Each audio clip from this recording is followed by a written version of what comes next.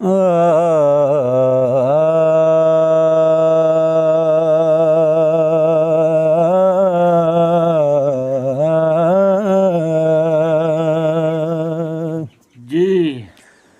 दुश्मन मरे